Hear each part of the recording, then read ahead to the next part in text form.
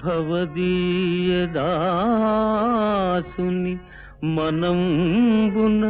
నెయ్యపు కింకబూని తాచిన అది నాకు మన్ననయ చెల్వగు నీ పద పల్లవంబు మత్తను పులకాగ్ర కంట కవితానము తాకిన నొచ్చునల్చు నేననేయదా అల్కమానవు గదా ఇకనైన అరాళ కుంతలా